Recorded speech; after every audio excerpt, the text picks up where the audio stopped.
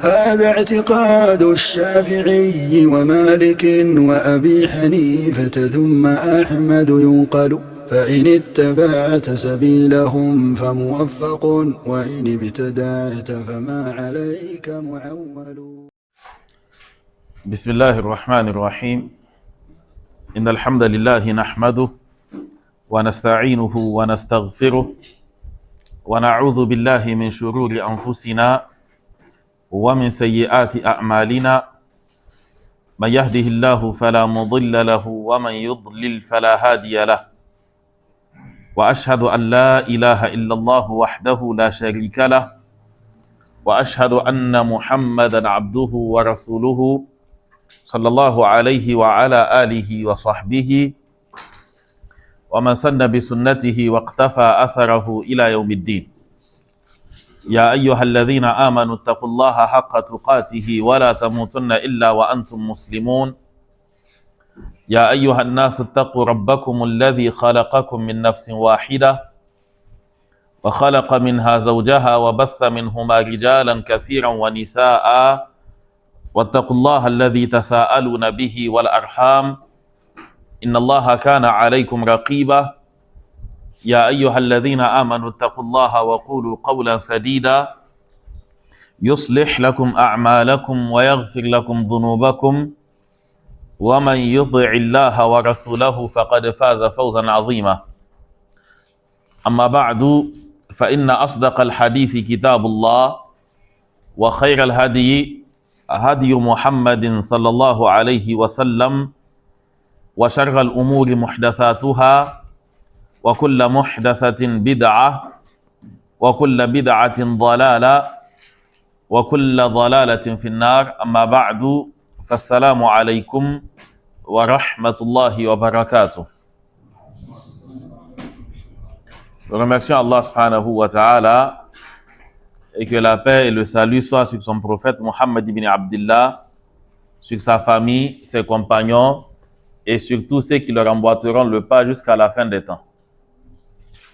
Nous allons donc commencer, Inch'Allah, l'assise d'aujourd'hui avec le document Usul al-Sunnati de Imam Ahmad ibn Hanbal, rahimahullah ta'ala.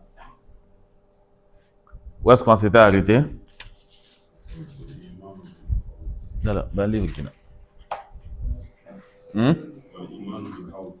Wal-imanu Naam. Il dit donc wal-imanu bil-hawdi wa anna li rasulillahi sallallahu alayhi wa sallam hawdan yawm al-qiyamati تجد عليه أمته عرضه مثل طوله مسيرة شهر آنيته كعدد نجوم السماء على ما صحت به الأخبار من غير وجه. نعم. Donc, Imam Ahmad ibn Hanbal, rahimahullah ta'ala, je pense qu'on n'a pas dit la date d'aujourd'hui. C'est quelle date?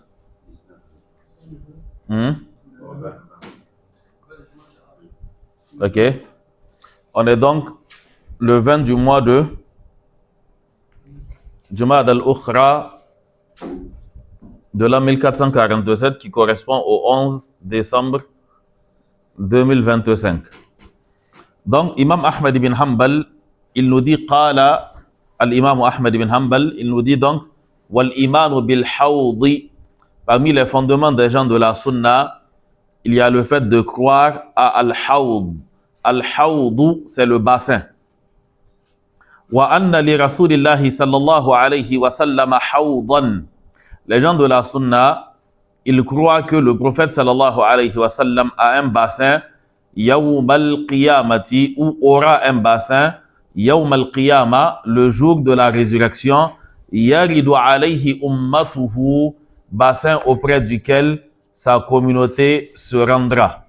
Warada, c'est bima'na ata, dhahaba, wasala, mais wasala ila ma'in, c'est le fait d'arriver à un point d'eau, c'est le fait de se rendre à un point d'eau précisément qu'on appelle warada. Et c'est un mithal, donc quand on le conjugue, on enlève le fa'ul fi'l.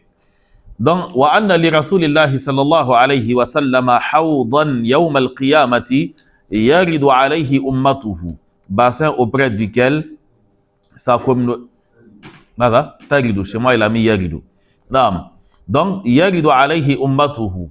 Arduhu, sa largeur mithlu tulihi est comme sa longueur. Masiratu shahrin. Et il s'agit donc d'un mois de marche. Aniyatuhu ka'adadi nujumis sama. Quant à ces récipients, ils sont équivalents au nombre d'étoiles dans le ciel, ala ma sahhat bihi al-akhbaru, conformément à ce qui est authentiquement rapporté comme information, comme hadith là-dessus, min ghayri wajhin, par plus d'une voix remontant au prophète sallallahu alayhi wa sallam. As-Suyuti, il nous dit que les hadiths portant sur le bassin du prophète sallallahu alayhi wa sallam, warada dhikrul hawdi min riwayati bid'atin wa khamsina sahabiyan. Il nous dit que les informations se rapportant au bassin du prophète sallallahu alayhi wa sallam sont rapportées par plus de 50 compagnons, par une cinquantaine de compagnons, minhum al-khulafa al-arba'atul rashidun, parmi lesquels il y a les 4 califes, wa huffadhu sahabati al-mukthirun, et aussi les grands muhaddithun d'entre les compagnons qui ont rapporté donc beaucoup de hadiths, wa ghayruhum ridwanullahi alayhim ajma'in. Le prophète sallallahu alayhi wa sallam, il nous dit dans le hadith d'Abdullah ibn Amr ibn al-As, rapporté par Imam al-Bukhari et Muslim, il nous dit hawdi masiratu shahrin. Les propos donc de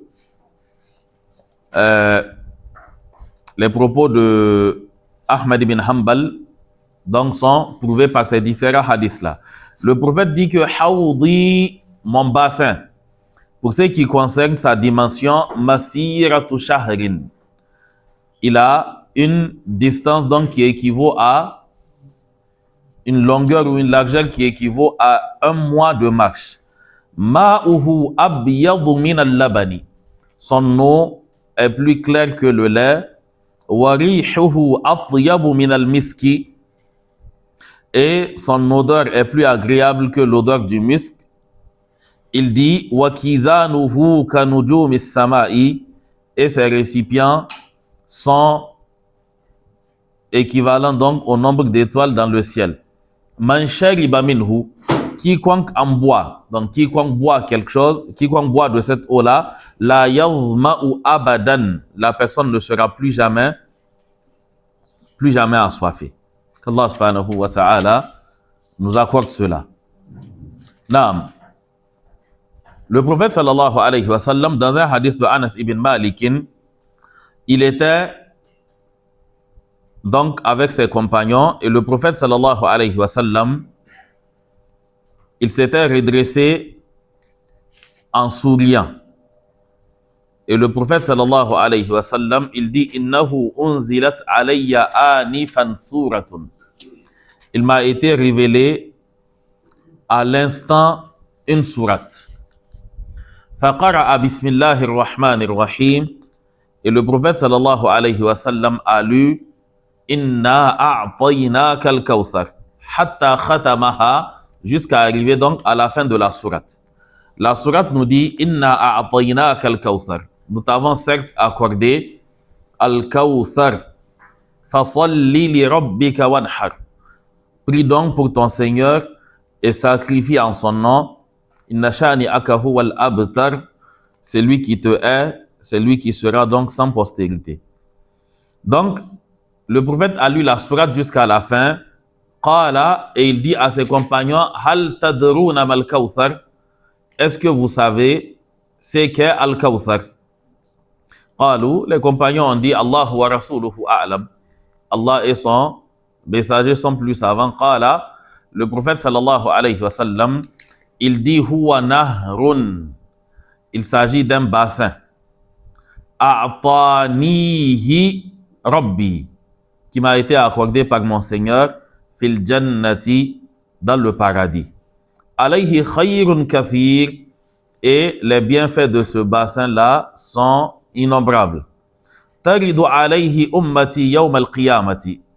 Ma communauté s'y rendra le jour de la résurrection. Aniyatuhu adadul kawakibi. Ces récipients sont comme le nombre d'étoiles dans le ciel. Et là, le prophète sallallahu alayhi wa sallam, il nous dit une chose inquiétante sur laquelle nous allons revenir. Il dit yakhtarijul abdu minhum. De ma communauté, un serviteur sera retiré. Et dans d'autres hadiths, comme ce qu'on a vu pendant Fadlul ilm, Fadlul islam. Okay? Donc, il dit un serviteur d'entre les gens de ma communauté. Des serviteurs en réalité seront retirés donc du lot de ceux qui se rendent au bassin. Fa'aqulu ya Rabb. Et alors je dirai au Seigneur, innahu min ummati. Il est de ma communauté. Fayuqalu. Le prophète sallallahu alayhi wa sallam, il dit donc à Allah subhanahu wa ta'ala, oh Allah, celui-là qui a été chassé donc de ceux qui se rendent à mon bassin, il fait partie de ma communauté. Fayuqalu. Il sera dit donc au prophète sallallahu alayhi wa sallam, innaka la tadri ma ahdatha ba'daka. Tu ne sais pas à quoi il s'est adonné, tu ne sais pas ce qu'il a innové après toi. Imam al-Qurtubi, il a cité des propos donc expliquant à quoi est-ce que cela fait allusion. Ok? Il dit que qala ulama'una kullu man irtadda an dinillahi aw ahdatha fihi ما لا يرضاه الله ولم يأذن به فهو من المطرودين عن الحوض وأشدهم طردا من خالف جماعة المسلمين كالخوارج والروافض والمعتزلة على اختلاف فرقهم فهم كلهم مبدلون وكذا الظلمة المسرفون في الجور والظلم وطمس الحق وإذلال أهله والمعلنون بكبائر الذنوب al-mustakhifuna bil ma'asi ila akhir qawlihi. Il dit donc, Al-Qurtubi, il dit, nos savants ont dit par rapport à ce hadith, kullu man irtadda an dinillah. Cette situation concerne toute personne qui s'est détournée de la religion d'Allah subhanahu wa ta'ala et l'a abandonnée. Aw ahdatha fihi, ou encore toute personne qui a innové dans la religion ma la yardahu Allah. C'est qu'Allah subhanahu wa ta'ala n'a pas accepté. Walam ya'dham bihi, c'est qu'Allah subhanahu wa ta'ala n'a pas autorisé une voie par laquelle Allah n'a pas autorisé d'être adoré. Toute personne qui a ces caractéristiques ou ces attributs en lui, il dit fahuwa min al-matrudina anil hawdi. Il dit que cette personne fera partie de ceux qui seront chassés donc du bassin du prophète sallallahu alayhi wa sallam. Et ceux qui sont encore plus concernés par le fait d'être expulsés ou chassés, il dit man khalafa jama'at al-muslimin. Ce sont ceux qui ont contredit donc le groupe des musulmans, c'est-à-dire les compagnons, la voie des compagnons du prophète sallallahu alayhi wa sallam. Il dit qu'al khawarij, comme les khawarij. Les khawarij, vous connaissez leur point de départ. Au temps de Ali ibn Abi Talib, ils s'étaient tous retrouvés, c'est-à-dire qu'ils s'étaient mis de côté, les Khawarij, laissant les compagnons du prophète sallallahu alayhi wa sallam d'un côté et disant donc des compagnons qu'ils sont mécréants et que ce sont eux les musulmans. Donc, il n'y a pas de doute sur le fait que qad khalafu jama'at al-muslimin, sur le fait qu'ils aient contredit. Dès le départ, eux, ils se sont clairement distingués. Quant aux Rawafid, donc les chiites et autres, eux aussi, il n'y a pas de doute parce qu'ils considèrent les compagnons du prophète sallallahu alayhi wa sallam aussi comme mécréants. Wal Mu'tazila, ainsi que les Mu'tazila, eux aussi, ils se sont opposés donc à la voie des compagnons, à la voie de la communauté musulmane, en mettant la raison devant les textes. Il dit il dit tous ceux-là ont altéré Tous ceux-là ont changé la religion d'Allah subhanahu wa ta'ala. Il a utilisé le terme mubaddilun qui vient de baddala parce que dans certaines versions du hadith, le prophète sallallahu alayhi wa sallam, quand il va s'étonner du fait que certains qu'il pensait être de sa communauté soient expulsés, il lui a été dit que ils ont changé. Qad baddalu, ils ont changé. Donc il dit tous ceux-là, ils font partie des mubaddilun, ceux qui ont changé donc la religion d'Allah subhanahu wa ta'ala. Il dit wa kadhalika adh-dhalamatu. Il dit on met dans leur lot aussi al-dhalama, les injustes, al-musrifuna fil jawri, ceux qui excellent dans l'injustice, wa dhulm, donc dans le fait de léser les gens, wa tamsil haqqi, ceux qui se permettent d'effacer la vérité, wa idlali ahlihi, et de n'accorder aucun crédit aux gens de la vérité, wal mu'linuna bi kaba'ir dhunub, ainsi que ceux qui divulguent clairement les péchés, les grands péchés, wal mustakhifuna bil ma'asi, et ceux qui négligent la gravité des péchés. Il dit wa jama'atu ahli az-zayg wal bid'a. Ils sont aussi concernés les lots ou bien les groupes de ceux qui se sont détournés de la voie et qui ont innové. Naam. Donc il a akhiri qawlihi. Donc en ce qui concerne al-hawd, les mu'tazila, ils disent que al-hawd, ce bassin du prophète sallallahu alayhi wa sallam, n'existe pas. Ok? Ils disent que ce bassin n'existe pas. Et pour argument, ils n'ont pas d'argument. Mais ils disent que la raison ne comprend pas ça. Donc ça n'existe pas. Ok? C'est aussi simple que ça chez eux. Les compagnons et les savants, disons, ils savent très bien qu'il s'agit d'une notion réservée à l'au-delà. Mais le culot qui a permis à une personne de nier une chose rapportée par des dizaines de compagnons, une chose qui est citée dans un verset, l'audace qu'a eu la personne pour nier ces éléments-là ne pouvait pas être passée sous silence. Parce que si il a pu contester une chose rapportée par des hadiths de ce genre-là, alors il est évident que la personne pourra encore contester d'autres choses qui sont des évidences dans la religion. Donc les savants ne se sont pas tus sur cet aspect-là et ils ont traité cette question-là comme étant une question faisant partie des fondements de la sunna, parce que les seuls à avoir contredit cet aspect-là, ce sont les mu'tazila. Les savants, dans les documents de As-Sunna, ils citent un certain nombre d'éléments. Ce par quoi l'islam s'est distingué des autres religions et ce par quoi les gens de la Sunna se sont distingués des innovateurs.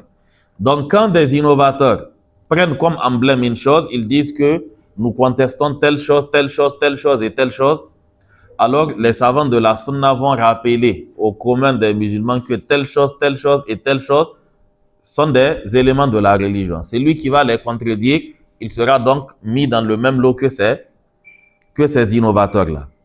Pour ce qui concerne les détails par rapport à Al-Hawd, le cheikh Salih al-Sheikh, dans son le cheikh de Al-Aqidah al-Tahawiyya, il nous a cité un certain nombre d'éléments en ce qui le concerne. Donc, il dit Al-Mas'alatu al-Thaniyatu anna sifat al-Hawd allati dalla alayha ad-dalilu min sahih as-sunnah. Voici certaines caractéristiques du bassin telles que rapportées du prophète sallallahu alayhi wa sallam. Il dit awalan min haythu shaklihi. En ce qui concerne sa forme, il dit huwa murabba'un. Il est de forme carrée. Zawayahu sawa'un. Donc ses angles sont droits, c'est-à-dire que la longueur et la largeur sont identiques, comme il a été dit par le prophète sallallahu alayhi wa sallam, طوله شهر وعرضه شهر زواياه سوا. Donc sa longueur, il est d'un mois de marche longueur et pareil aussi pour la largeur. Naam. Le prophète sallallahu alayhi wa sallam, en parlant de sa longueur dans certains hadiths, il a utilisé d'autres expressions que l'expression moi. Il dit huwa kama bayna al-madinati wa bayt al-maqdis. Il dit que sa longueur, ou bien sa largeur ou sa longueur, c'est la même chose dans tous les cas, c'est de forme carrée. C'est comme la distance qu'il y a entre Médine et Bayt al-Maqdis, donc Jérusalem. Dans d'autres versions, il dit huwa kama bayna al-madinati wa Amman.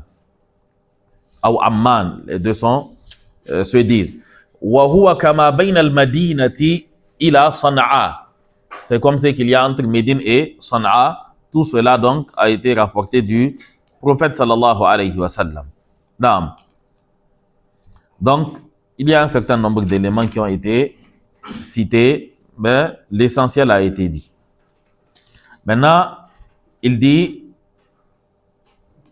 parmi les éléments donc qu'il a cités, il dit al-mas'alatu rabi'atu, et c'est sur cet élément que j'avais dit qu'on allait revenir. Il dit ja'a fil ahadithi anna al-hawda yudhadu anhu. Il a été rapporté dans certains hadiths que des gens seront expulsés du bassin du prophète sallallahu alayhi wa sallam. فقد جاء أن النبي صلى الله عليه وسلم يذود أناسا عن الحوض وجاء في أحاديث أخرى أن النبي صلى الله عليه وسلم يأتيه قوم فيعرفهم فيذادون عن الحوض يعني يذودهم غيره صلى الله عليه وسلم. Certaines personnes se feront expulser du bassin par le prophète sallallahu alayhi wa sallam lui-même. Et d'autres seront expulsés du bassin par d'autres personnes. Et le prophète sallallahu alayhi wa sallam, il va s'écrier, ce sont mes gens. Et on lui dira, tu ne sais pas ce qu'ils ont fait après toi. Cela est un élément qui interpelle tout musulman à s'attacher à la religion sur laquelle le prophète sallallahu alayhi wa sallam était avant de partir. Parce que l'expression utilisée à chaque fois dans les hadiths, c'est que tu ne sais pas ce qu'ils ont fait ba'daka, après toi. Tu ne sais pas ce qu'ils ont fait après toi. Et donc, par conséquent, toute pratique qui est faite après le prophète sallallahu alayhi wa sallam est susceptible de te faire perdre cette occasion de boire du bassin du prophète sallallahu alayhi wa sallam. Cela nous interpelle donc, sur l'attachement dont on doit faire preuve en ce qui concerne la sunna du prophète sallallahu alayhi wa sallam. Le fait de suivre la voie du prophète sallallahu alayhi wa sallam, c'est pas une option, c'est une obligation pour tout musulman qui cherche le salut. Qu'Allah subhanahu wa ta'ala nous mette parmi ceux-là. Il ne s'agit pas seulement de l'innovation qui fera donc perdre cette occasion de boire du bassin du prophète sallallahu alayhi wa sallam, comme Al-Qurtubi nous l'a cité. Le prophète sallallahu alayhi wa sallam, il nous dit que sayakunu ba'di umara'u faman saddaqahum bikadhibihim aw a'anahum ala dhulmihim falaysa minni wa lastu minhum wa lan yarida alayya al-hawd. Le prophète sallallahu alayhi wa sallam, il dit qu'il y aura après moi, en parlant donc des injustes, le prophète sallallahu alayhi wa sallam, il dit sayakunu ba'di, il y aura après moi umara'u, des dirigeants. Faman saddaqahum bikadhibihim, quiconque va les croire dans leurs mensonges, wa a'anahum ala dhulmihim, et va les appuyer, va les aider dans leur injustice, falaysa minni, la personne ne fait pas partie des miens, wa lastu minhu, et je n'ai aucun lien avec lui, wa lan yarida alayya al-hawd, et il ne me trouvera pas au bassin. C'est pas que le prophète ne sera pas au bassin, mais c'est toi qui ne vas pas arriver au bassin. Le hadith est rapporté par Imam Muslim. Donc, toute pratique, comme l'a cité Imam Al-Qurtubi, qui rentre dans ces catégories-là, le musulman doit les éviter afin d'avoir droit afin d'avoir le droit donc de profiter de ce bassin du prophète sallallahu alayhi wa sallam. Donc je pense que c'est là que prennent fin les propos de Ahmad ibn Hanbal au sujet du bassin. On les lit avant de passer au point suivant. قال الإمام أحمد Imam Ahmad ibn Hanbal nous dit, parmi les fondements des gens de la sunna, wal iman bil hawdi, il y a le fait de croire au bassin. Wa anna li rasulillahi sallallahu alayhi wa sallam hawdan yawm al-qiyamah. Donc le prophète sallallahu alayhi wa sallam, il a un bassin. Et nous avons dit, il aura un bassin à cause de l'expression yawm al-qiyamati. Yaridu aw taridu alayhi ummatuhu, bassin auprès duquel sa communauté le retrouvera. Wal imanu bil hawdi wa anna li rasulillahi hawdan. Hawdan ici c'est ismu inna al muakhar. Wa anna li rasulillahi hawdan. Hawdan c'est donc le ismu de inna, c'est pour cela qu'il est mansoub. Yawm al qiyamati yaridu alayhi aw taridu alayhi ummatuhu. Le taridu, on a expliqué que c'est le verbe warada, comme ce que vous avez dans l'histoire de Moussa et des filles de Madian. Allah nous dit warada ma'a Madian. Ou bien dans l'histoire de Youssouf, c'est lui qui est chargé de chercher l'eau. Allah dit que fa'arsalu waridahum fa'adla dalwa. Donc warada, ça fait allusion au fait de se rendre donc au niveau d'un point d'eau. Il dit taridu alayhi ummatuhu. Il dit arduhu, sa largeur. Et c'est de là qu'on comprend la sensibilité de la langue arabe. Si tu traduis par arduhu, si tu lis disons par arduhu avec un hamza, ça signifie sa terre. Si tu lis avec aynun arduhu, ça signifie sa largeur. Il dit arduhu, sa largeur, wa tuluhu, et sa longueur, masiratu shahrin. Aniyatuhu, donc c'est récipient. Al-aniyatu, c'est le jam de al-ina'u. Ok? Comme c'est qu'on a vu dans Kitab al-Tahara de Al-Wajiz. Idha walagha al-kilabu fi ina'i ahadikum. Quand le chien met sa langue dans le récipient de l'un d'entre vous. Donc, aniyatu, c'est le pluriel. On dit aussi awanin et d'autres. Ka'adadi nujumi samai ala ma sahhat bihi al-akhbaru min ghayri wajhin. Naam. Donc, cet élément-là est fini. On a eu combien de minutes dans Usul al-Sunnah? Ok. Donc, on continue avec le point suivant. Qala al-imam Ahmad. Imam Ahmad nous dit, c'est lequelième au niveau de vos tirés? 19e point. Il dit, al-imanu bi'adhab al-qabr. Parmi les fondements des gens de la sunna, il y a le fait de croire au châtiment de la tombe. Wa anna hadhihi al-ummata, et de croire que cette communauté tuftanu fi quburiha, sera mise à l'épreuve dans sa tombe. Les gens de cette communauté seront mis à l'épreuve dans leur tombe.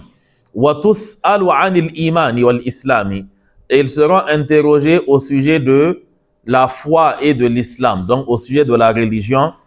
Wa man rabbuhu, chacun sera interrogé sur qui est son Seigneur. Wa man nabiyuhu, et qui est son prophète. Wa ya'tihi munkarun wa nakirun kayfa sha'a, et Munkar et Nakir se présenteront donc à lui kayfa sha'a, comme l'aura voulu Allah subhanahu wa ta'ala, dans l'apparence qu'il veut, wa kayfa arada, et dans l'apparence qu'il aura choisi. Et comme il aura choisi donc. Wal imanu bihi, parmi les fondements des gens de la sunna, il y a le fait de croire à cela, wa tasdiqu bihi, et d'accorder crédit sans douter donc de cet aspect-là. Naam. Al-iman bi'adhab al-qabr, quand on parle de al-qabr, ici c'est pour prendre en compte la pratique générale, c'est-à-dire la pratique qui est commune à la plupart des civilisations, le fait d'enterrer. Ok? Donc, quand on dit al-qabru, c'est ce réflexe qui remonte à bien longtemps, déjà dès le début de la descendance de Adam, le fait d'enterrer a été donc pratiqué dans l'histoire des deux fils de Adam. Allah nous dit que فَبَعَثَ اللَّهُ غُرَابًا يَبْحَثُ فِي الْأَرْضِ لِيُرِيَهُ كَيْفَ يُوَارِي سَوْءَةَ أَخِيهِ. Donc Allah envoya un corbeau creuser donc dans la terre afin de lui montrer comment enterrer son frère. Ok? Donc quand on dit al-qabru, c'est à supposer que les humains restent sous cette fitra-là, qui est le fait d'enterrer. Mais en réalité, ce à quoi on fait allusion, c'est ce qui vient après la mort. C'est-à-dire une fois que l'âme aura quitté le corps, les instants qui suivent cela, c'est de cet instant qu'il est question. Si la personne a été enterrée, comme on enterre, il est concerné par cela. Okay? Si la personne a été dévorée par des je sais pas, des lions ou autres, ok? S'il a été déchiqueté et qu'ils se sont partagés sa viande, c'est pas un problème. S'il a été consumé par le feu, ça ne change rien. S'il a été broyé par une machine, c'est toujours la même chose, ok? S'il a été incinéré, ça ne change rien. Donc, quand on dit al-qabru, l'idée, en réalité, c'est al-barzakhu. Mais al-qabru, c'est parce que c'est ainsi que les humains agissent. Allah subhanahu wa ta'ala, il nous parle de cela. Il dit « Thumma amatahu fa'aqbara » Et Allah, après avoir donné la vie à l'homme, après tout ce qu'il aura fait sur terre, « Thumma amatahu » ensuite il sera, Allah va lui reprendre donc la vie, « Fa'aqbara » « Thumma amatahu fa'aqbara » et ensuite il le mettra dans la tombe. Ça, c'est le premier élément à retenir. Donc, par tombe, on n'entend pas forcément cet endroit physique où la personne est enterrée, parce que tout le monde ne sera pas nécessairement enterré. Ensuite, les expressions qui reviennent. Vous avez adab et fitna. Il y a dans un premier temps ce qu'on appelle fitnatul qabr. Le prophète sallallahu alayhi wa sallam, il nous dit que innakum tuftanuna fi quburikum. Vous serez mis à l'épreuve dans vos tombes. Et le prophète sallallahu alayhi wa sallam, il nous dit que la fitna à laquelle vous serez soumise, c'est une fitna qui est similaire ou proche de la fitna de Ad-Dajjal. On reviendra sur cet aspect-là. Donc, la fitna en question, c'est quoi? C'est la mise à l'épreuve. C'est le fait que la personne soit questionnée. Maintenant, c'est l'issue du questionnement qui nous dira si la personne aura azabul qabr ou na'imul qabr. Donc, il y aura la fitna, la mise à l'épreuve, et maintenant, on nous dira donc où est-ce que, quelle sera l'issue de le sort de la personne. Ok? Troisième élément, quand le prophète sallallahu alayhi wa sallam nous dit innakum tuftanuna, ou bien que Ahmad bin Hanbal dans ses propos, il dit wa anna hadhihi al-ummata tuftanu. Est-ce qu'il s'agit de tout le monde ou bien certaines personnes sont retirées du lot? Est-ce qu'il y aura des gens qui ne seront pas soumis donc à cette fitna, à cette épreuve qu'il y aura dans la tombe? Le prophète sallallahu alayhi wa sallam, il nous dit que le martyr est exclu. Le martyr ne sera pas mis à l'épreuve donc dans la tombe. Le prophète sallallahu alayhi wa sallam, il dit que al-bariqa, c'est-à-dire le bruit des épées sur sa tête, c'est-à-dire la lutte qu'il a menée, le fait qu'il se soit exposé à la mort dans le cadre du djihad, le prophète sallallahu alayhi wa sallam, il dit que cela suffit comme fitna. À la base, l'objectif de la fitna dans la tombe, c'est-à-dire la mise à l'épreuve dans la tombe, c'est justement d'éprouver ta foi pour voir si elle est réelle ou pas. Donc, c'est lui qui fait preuve de courage et de foi et se sacrifie dans ce sens-là. alors si bien sûr il remplit les conditions pour être un martyr, alors le prophète sallallahu alayhi wa sallam, il nous dit qu'il ne sera pas exposé à l'épreuve donc de la tombe. Allah subhanahu wa ta'ala nous dit qu'Allah subhanahu wa ta'ala a donc acheté Inna Allah ashtara min al-mu'minina anfusahum wa amwalahum bi anna lahumul jannah. Donc, eux, ils ne sont pas concernés par cela. Et les prophètes aussi ne sont pas concernés. Parce que les prophètes, c'est à leur sujet justement que les gens seront interrogés. Et donc, eux, ils ne seront pas interrogés. Et si les martyrs qui sont en deçà des prophètes ne sont pas interrogés, il est évident que les prophètes aussi ne seront pas interrogés. Allah subhanahu wa ta'ala nous dit أولئك الذين أنعم الله عليهم من النبيين والصديقين والشهداء. Donc les shuhada viennent forcément après les prophètes. Donc les prophètes ne sont pas concernés par cela. Ne sont pas concernés aussi les enfants et les fous. Sauf s'il s'agit d'une folie qui a intervenu après une raison. C'est-à-dire que tu étais bien portant, tu as fait ce que tu as fait. Maintenant, par la suite, après la puberté et après une vie normale, tu es tombé maintenant dans la folie. OK? Donc, les enfants et les fous aussi ne sont pas concernés. Et certains savants disent que as-siddiqoun aussi ne sont pas exposés. Donc, parce que Allah a mis as-siddiqoun entre al-nabiyoun et al-shuhada. Ulaika alladhina an'ama Allahu alayhim min al-nabiyyina was-siddiqina wash-shuhada. Et ils disent que as-siddiq, c'est celui dont la véracité, c'est-à-dire que le niveau de foi est déjà établi à telle enseigne qu'on n'a pas besoin de le mettre à l'épreuve pour savoir s'il dit la vérité ou pas. C'est parce qu'il dit la vérité qu'il a justement été appelé as-siddiq. Et c'est ce qui fait que d'entre les compagnons du prophète sallallahu alayhi wa sallam, sans même citer de nom, dès qu'on dit as-siddiq, cela renvoie forcément à une seule personne. C'est cette personne-là qui a cru en tout ce que le prophète sallallahu alayhi wa sallam a dit sans hésiter à un moment où tout le monde le rejetait. Il a mérité le titre as-siddiq à plus d'un niveau.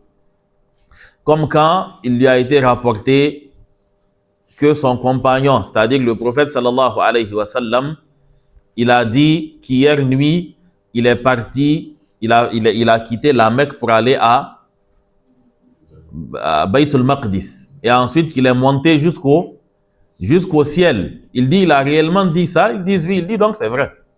Ok? Donc, il a atteint le niveau des siddiqoun. Il est siddiqu hadhihi al-umma. Ok? C'est ainsi que les savants l'appellent. Donc, ces 5 catégories de personnes-là, les savants disent que sur base de ces arguments et d'autres qui n'ont pas été cités, ils ne seront pas exposés au châtiment. Donc, il s'agit des prophètes, des martyrs, des véridiques, des fous et des enfants. Les enfants, ceux qui meurent donc étant très petits. Non.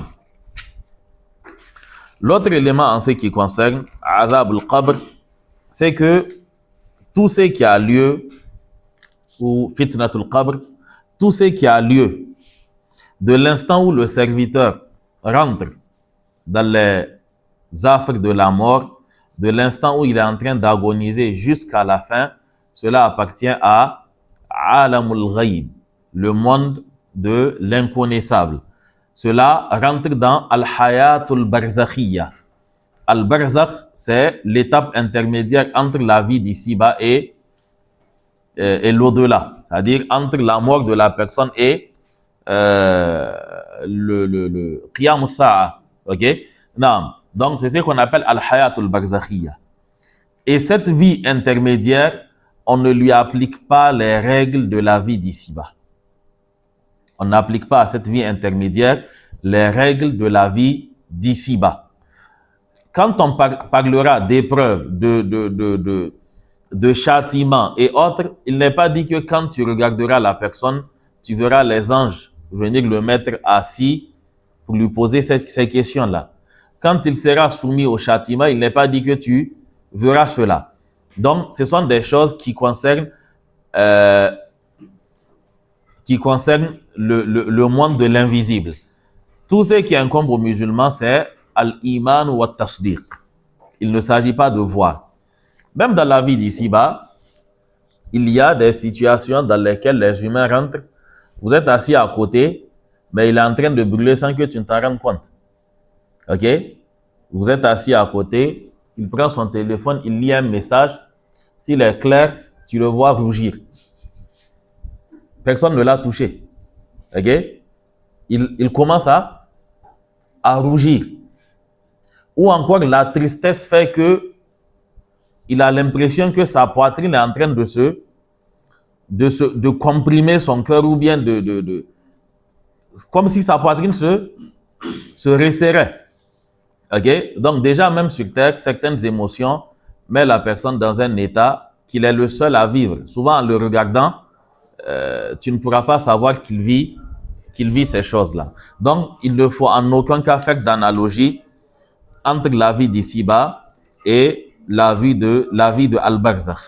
Et il ne faut pas non plus